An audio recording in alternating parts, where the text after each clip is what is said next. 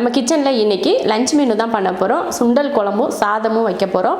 அதுக்கு வந்து நான் சைடிஷ் வந்து எதுவும் பண்ணலாம். முட்டை இருந்தால் ஆம்லேட் போட்டுக்கலாம் அப்படின்னு சொல்லிட்டு தான் நான் சைடிஷ் எதுவும் பொரியல் எதுவும் பண்ணாமல் முட்டை போட்டுக்கலாம் அப்படின்னு சொல்லிட்டு விட்டுட்டேன். அதனால் குழம்பும் சாதம் மட்டும் இன்றைக்கி நம்ம கிச்சனில் வைக்க போகிறோம். சுண்டல் வந்து நான் நைட்டே ஊற வச்சு எடுத்துட்டேன். அந்த சுண்டல் தான் இப்போ நம்ம டீ குடிக்கிற டம்ளர் இருக்குது பார்த்தீங்களா, அதில் 1 டம்ளர் சுண்டல் ஊற வச்சு எடுத்திருக்கேன். கிட்டத்தட்ட நீங்கள் நைட் பண்ணுறதா இருந்தால் காலையில் ஊற வச்சுக்கோங்க. இல்லை காலையில் மதியத்துக்கு குழம்பு வைக்கிற மாதிரி நைட்டே ஊற வச்சு எடுத்துட்டிங்கன்னா தான் ஊறி நல்லா வேகிறதுக்கு நல்லாயிருக்கும். இப்போ இதை வேக வச்சுக்கலாம். குக்கரில் போட்டு வேக வச்சு எடுத்துக்கலாம். வேகிறதுக்கு உப்பு, பயர் முங்குற அளவுக்கு தண்ணி சேர்த்துக்கிட்டா போதும். ஸ்டவ் ஆன் பண்ணி விசில் போட்டாச்சு. 4லேருந்து 5 விசில் விட்டு ஆஃப் பண்ணி எடுத்துக்கலாம். 4 விசில் விடுங்க, இல்லைன்னா 5 விசில் விடுங்க, அதிலே வெந்துடும். அதுபோல் பயரை நல்லா குலைவாக வேக வைக்காதீங்க. ஓரளவுக்கு நல்லா சாப்பிட்ற அளவுக்கு இருந்தால் போதும். ஏன்னா குழம்புலையும் சேர்த்து நம்ம வேக வைப்போம் இல்லையா, அதனால ரொம்ப குலைவாக வேக வச்சிடாதீங்க. ஒரு 5 விசில் மேக்ஸிமம் ஒரு 5 போதும். அதுக்குள்ளேயே நம்ம காய் வெங்காயம்லாம் கட் பண்ணி எடுத்துக்கலாம். நம்ம எப்போயுமே பார்த்திங்கன்னா அரிசியெல்லாம் ஊற வச்சுட்டு தான் சமைக்கிறதுக்கு ரெடி பண்ணுவோம். அதே போல் தான் அரிசி ஊற வச்சுட்டு தான் இப்போ பயிர் வேக வச்சுருக்கேன். இப்போ வெங்காயம் நான் வந்து சின்ன வெங்காயம் எடுத்திருக்கேன். நீங்கள் பெரிய வெங்காயம் கூட ஒரு 20-25 போல் நான் சின்ன வெங்காயம் எடுத்திருக்கேன். நீங்கள் ஒரு பெரிய வெங்காயமாக இருந்தால் ஒரே ஒரு வெங்காயம் மட்டும் எடுத்துக்கிட்டிங்கன்னா போதும். நான் கத்திரிக்காய் அப்புறம் முருங்கைக்காயெல்லாம் போட்டு தான் சுண்டல் குழம்பு பண்ண போகிறேன். சுண்டல் வேக வச்சு எடுத்தாச்சு. வெங்காயம் தக்காளி காயெல்லாம் கட் பண்ணி எடுத்தாச்சு. இப்போ குழம்பை தாளித்து விட்டுறலாம். குழம்பு தாளித்து விட்டுட்டு அதுக்கப்புறமா நம்ம சாப்பாடு வச்சு விட்டோம்னா சரியாக இருக்கும். இப்போ இதை மாற்றி வச்சிடலாம். அதுக்குள்ளே ஸ்டீமெல்லாம் இறங்கிடும் நம்ம தாளிக்கிறதுக்குள்ளே. இப்போ ஒரு கடாய் வச்சிடலாம். கடாய் வச்சு ஸ்டவ் ஆன். தாளிக்கிறதுக்கு எண்ணெய் ஊற்றிடலாம். எண்ணெய் ஊற்றி எண்ணெய் காஞ்சிடுச்சு. கொஞ்சம் வெந்தயம் சேர்த்துக்கோங்க. வெந்தயம் பொரிஞ்சதுமே கொஞ்சம் கருவேப்பிலை, வெங்காயம் ஒரு 20லேருந்து 30 வரைக்கும் ஒரு சின்ன வெங்காயம் இந்த மாதிரி சின்னதாக கட் பண்ணிக்கோங்க. பெரிய வெங்காயமாக இருந்தால் ஒரு வெங்காயம் போதும். இதை வதக்கிடலாம். நல்லா கலர் மாறி வரட்டும். வெங்காயம் பாருங்கள் நல்லா கலர் மாறி வந்துடுச்சு. இந்த மாதிரி காரக்குழம்புக்கெல்லாம் இந்த மாதிரி தான் கலர் மாறி வரணும். இப்போ இதில் தக்காளி சேர்த்துருவோம். 3 தக்காளி சேர்த்துக்கிறேன்.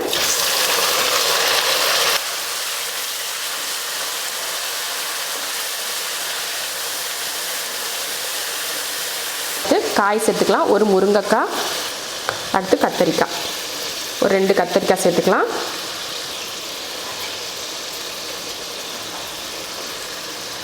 லைட்டாக உப்பு சேர்த்துக்கலாம். காய் வதங்கிறதுக்காக கொஞ்சம் உப்பு. இதை கலந்து விட்டுருவோம். தக்காளி காய் எல்லாம் ஒன்றா கலந்து வதங்கி வரட்டும். அதுக்கப்புறமா நம்ம மசாலா சேர்த்துக்குவோம். பாருங்கள் தக்காளி காய் எல்லாம் நல்லா வதங்கிடுச்சு. இதில் மசால் பொடி சேர்த்துருவோம்.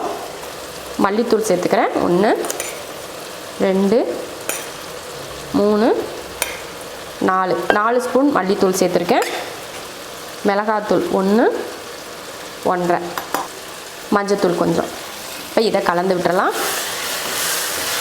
மிளகாத்தூள் வந்து உங்கள் விருப்பத்தை பொறுத்து நீங்கள் சேர்த்துக்கோங்க. 1 ஸ்பூன் 2 ஸ்பூன் கூட சேர்த்துக்கலாம். காரம் வந்து உங்கள் விருப்பத்தை பொறுத்து தான்.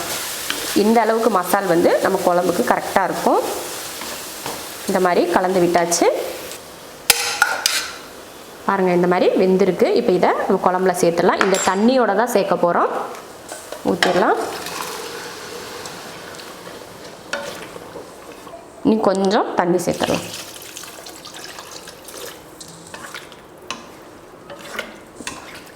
இப்போ குழம்புக்கு தேவையான உப்பு சேர்த்துக்கலாம். உப்பு வந்து பார்த்துட்டு போடுங்க. ஏன்னா நம்ம சுண்டல் வேக வைக்கிறப்ப உப்பு போட்டிருக்கோம். அந்த தண்ணியோடு தான் நம்ம சேர்க்குறோம். அதனால உப்பு வந்து பார்த்துட்டு சேர்த்துக்கோங்க. பத்தலைனா மட்டும் நீங்கள் சேர்த்துக்கிட்டால் போதும். இப்போ நான் லைட்டாக உப்பு சேர்த்துருக்கேன். இப்போ இது வந்து ஒரு 5 நிமிஷத்துக்கு 5லேருந்து 6 நிமிஷத்துக்கு வேகட்டும். அதுக்குள்ளேயே நம்ம சாப்பாடு வச்சு விட்டுறலாம். இந்த டம்ளரில் நான் 2 டம்ளர் அரிசி போட்டேன். இப்போ தண்ணி சேர்த்துக்கிறேன். 1 2 3 4 தேவையான உப்பு. இப்போ ஸ்டவ் ஆன் பண்ணி குக்கர் மூடி போட்டுடலாம். சாப்பாடு வச்சாச்சு. 3 விசில் விட்டு ஆஃப் பண்ணிக்கலாம். இப்போ குழம்பு பார்த்திங்கன்னா நல்லா கொதிச்சு வெந்துட்டுருக்கு. இதில் வந்து நம்ம புளியெல்லாம் சேர்த்துக்க மாட்டோம். ஏன்னா தக்காளியே நம்ம 3 தக்காளி போட்டிருக்கோம் இல்லையா, அதனால நம்ம புளியெல்லாம் சேர்த்துக்க தேவையில்லை. உங்களுக்கு புளிப்பு வேணும் அப்படின்னு நினச்சிங்கன்னா கொஞ்சமாக புளி எடுத்து கரைச்சி அதில் ஊற்றிக்கோங்க. நான் வந்து புளிப்பு வந்து அதிகமாக சேர்த்துக்க மாட்டேன். தக்காளியோட புளிப்பு மட்டும்தான். இப்போ குழம்பு வந்து வேகட்டும், நம்ம அப்புறமா பார்த்துக்கலாம். இப்போ குழம்பு வச்சு ஒரு 2-3 நிமிஷத்துக்கிட்ட ஆயிடுச்சு. எப்படி வெந்திருக்குன்னு பார்க்கலாம். கொஞ்சம் கிளறி விட்டுக்கலாம். நீங்கள் எப்பயுமே குழம்பு வச்சிங்கன்னா அப்பப்போ வந்து இந்த மாதிரி எடுத்து கிளறி விட்டுக்கோங்க. அப்போ தான் அந்த குழம்புல தண்ணி இருக்கா இல்லை தண்ணி ஃபுல்லுமே வத்திடுச்சா இல்லை அடி பிடிக்குதா அப்படின்னு சொல்லிட்டு பார்க்க முடியும். கழுத்து நிறுச்சு எப்படி தண்ணி வாங்கினது பத்தலையா? இல்லை பரவாயில்ல, சும்மா இப்படி நிற்கிறேன், நீ பேசுகிற அழகு. நேற்று பார்த்தீங்கன்னா அஸ்மா நல்லா பொலிர்னு 2-3 அடி வாங்கிச்சு. ஒரே ஒரு அடிதான். அந்த அடியோட இது வந்து என்னது, அது என்ன சொல்லுவாங்க, இம்பேக்ட். அது வந்து ஒரு 3 மணி நேரம் 4 மணி நேரம் இருந்துச்சு. அப்புறம் சரின்னு சொல்லிட்டு நானே நார்மல் ஆகிட்டேன். அதுக்கப்புறம் அதை அப்லோட் பண்ணதுக்கு அப்புறம் தான் எல்லாரும் சொன்னாங்க ஐயோ அஸ்மா பாவம் அப்படின்னு. ஆனால் பாவம்னு சொல்லி சில பேர் அஸ்மா நல்லா அடி வாங்குறேன் நல்லா அடி வாங்குறேன் அப்படி என்ன ஒரு அஸ்மா அடி வாங்குறது என்ன ஒரு ஆனந்தம் உங்களுக்கு. அப்புறம் தான் சரி நீ இத்தனை நாள் அம்மாவையும் அப்பாவையும் பிராங்க் பண்ண இல்லை இன்னைக்கு நீ நல்லா அந்த இடத்துக்கு சேர்த்து வச்சு நல்லா வாங்கினி அப்படின்னு கேட்டாங்க. நல்லாவே வாங்கினேன். ஏமா எப்படி பிளான் பண்ணியிருக்கீங்க? ஆனால் செம பிளான். நான் வந்து என்ன நினைச்சேன்னா அம்மா வந்து இன்னும் அடிப்பாங்க அப்படின்னு எதிர்பார்த்தேன். ஆனால் வந்து ஒரே அடி, அப்புறம் இங்கே ஒரு அடி, இங்கே ஒரு கணத்தில் வந்து ஒரு அடி, அதோட நிறுத்திட்டேன். ஏன் நீ தான் சொல்லிட்டே இல்ல? ஆமா கரெக்ட். நான் சொல்லலைன்னா இன்னும் நான் பண்ணவே முடியல. அதனாலதான் வந்து நான் சொல்லிட்டேன். ஏன்னா நான் கண்டிப்பா சொல்லியிருக்க மாட்டேன். அடி வாங்கிட்டு சிரிச்ச ஒரே ஆள் அஸ்மாவா தான் இருக்கும். எனக்கு சிரிப்பு வந்துச்சு, அதனால நான் சிரிச்சேன். எனக்கு அதுக்கு முன்னாடில இருந்தே மேல இருந்து கீழே இறங்கி வரும்போதுல இருந்தே சிரிப்பு தான். அதுக்கு தான் மூஞ்சி பார்க்காம பேசிட்டு இருந்தியா? இல்லை எங்க அம்மா கண்ணத்தை பிடிச்சி கிள்ளி வைப்பாங்க, நீ கிள்ளவே இல்லை. அது ஒண்ணு. சரி எப்படியோ நல்ல பிராங்க் போய் அப்புறம் வந்து எல்லாரும் சொன்னாங்க அஸ்மா நல்லா பண்ணியிருந்த பிராங்க். ஆனால் உன்னை பார்த்தா எனக்கு பாவமா இருந்துச்சு. ஆனா ஒரு 10 கமெண்ட் வந்து அதுல 2 பேர் தான் வந்து அஸ்மா பாவம் அப்படின்னு சொல்லியிருக்காங்க. இது எல்லாருமே சிரிக்கிறாங்க. நான் வாங்கின அடிக்க அவ்வளோ ஒரு ஆனந்தம் உங்களுக்கு. சரி அது கூட பரவாயில்ல. நான் வந்து நீங்களே தான் அம்மாவை காசு பண்ணிட்டே இருப்பேன். ஆனா அடுத்த வாட்டி நான் பிராங்க் பண்ணும்போது அவங்க கண்டுபிடிச்சிருவியா? அப்புறம் இனியெல்லாம் அலர்ட்டா தெரியாத அளவுக்கு பிராங்க் பண்ணலாம் என்ன சொல்றேன். 2வது தடவை எனக்கு தெரியாம பிராங்க் பண்ணி வச்சிருக்கீங்க. ஆமா அந்த கோஸ்ட் பிராங்க் இதை விட சூப்பர். அம்மாலாம் கோஸ்ட் பிராங்க் திணறிட்டாங்க. எங்களுக்கே வந்து அந்த ஸ்டார்டிங்லேயே வந்து அந்த கோஸ்ட் பிராங்க் அப்படின்னு வரும்போது ஒரு அழுகிற சவுண்ட் வரும் பாத்தீங்களா?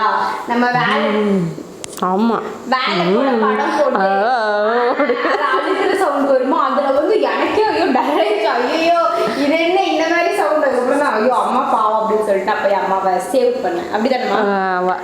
ஏடைய காப்பாத்தலைன்னா எனக்கு அத்தாவோட பிராங்க்லி அப்படி அத்தா ரொம்ப பயந்துரு. அதுக்கும் நான் தான் திட்டு வாங்கினேன். அதுக்கு கதை திரைக்கதை வசனம் எல்லாமே இவங்க திட்டுவேன். அந்த ஒரு பிராங்க் பண்ணிட்டு தான் நான் பிளான் பண்ணேன். மற்ற 2 நீங்க என்னைய பிளான் பண்ணி பண்ணீங்களா?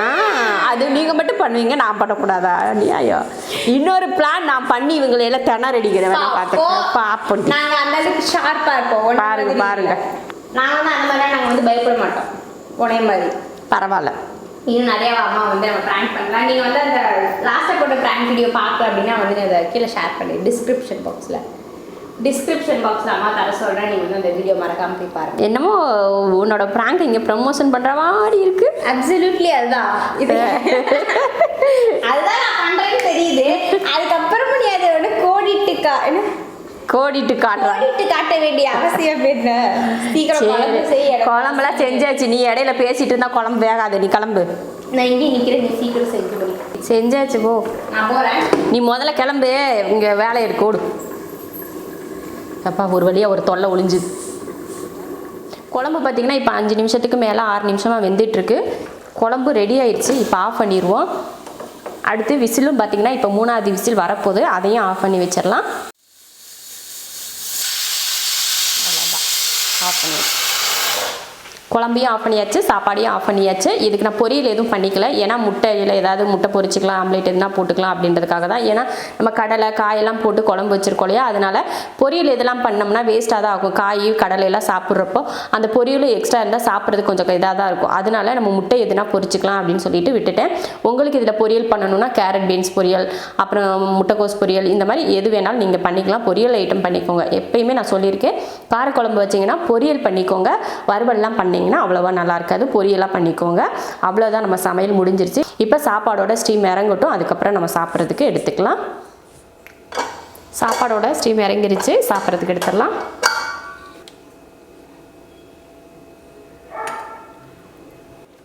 சூப்பராக குழம்பு ரெடி ஆகிடுச்சு பாருங்க. இந்த மாதிரி நீங்கள் முருங்கைக்காய்க்கு பதில் வெறும் கத்திரிக்காய் மட்டுமே கூட சேர்த்துக்கலாம். இல்லை இது கூட உருளைக்கிழங்கு கூட நீங்கள் சேர்த்துக்கலாம். இந்த மாதிரி நமக்கு எந்த காய் வேணாலும் சேர்த்துக்கலாம். எந்த காய் வேணாலும் இல்லை, முருங்கைக்காய், கத்திரிக்காய், உருளைக்கிழங்கு இந்த 3ல் எது வேணாலும் நீங்கள் சேர்த்து இந்த மாதிரி சுண்டல் குழம்பு செஞ்சிங்கன்னா நல்லாயிருக்கும். நம்ம வீட்டில் ரொம்ப ஈஸியான ஒரு லஞ்ச் ரெடி ஆயிடுச்சு. சுண்டல் குழம்பும் சாப்பாடும். இதுக்கு நீங்கள் தேவைன்னா முட்டை பொரிச்சுக்கோங்க, இல்லைன்னா காய் பொரியல் பண்ணுறதுனா பண்ணிக்கோங்க. நம்ம வீட்டில் எப்போவுமே பார்த்தீங்கன்னா சுண்டல் குழம்பு செஞ்சோம்னா நான் சைடிஷ் எதுவுமே செய்ய மாட்டேன். ஏன்னா அதில் இருக்க பயரும் அந்த காய்களே சாப்பிட்ருவாங்க. அதுக்காக எக்ஸ்ட்ரா நான் பொரியல் பண்ண மாட்டேன். உங்களுக்கு வேணும்னா நீங்கள் பண்ணிக்கோங்க. இது போல் லஞ்ச் மெனு நீங்களும் சிம்பிளாக செஞ்சு பார்த்துட்டு எப்படி இருக்குன்னு சொல்லிட்டு கமெண்ட்டில் சொல்லுங்கள். பிடிச்சிருந்தா லைக் பண்ணிவிட்டு ஷேர் பண்ணிவிட்டு நம்ம ஷெரின் வீட்டு சாப்பாடு சேனலை சப்ஸ்கிரைப் பண்ணி பக்கத்தில் இருக்க பெல் ஐக்கானை கிளிக் பண்ணி வச்சுக்கோங்க. இப்போ சாப்பிட போகலாம்.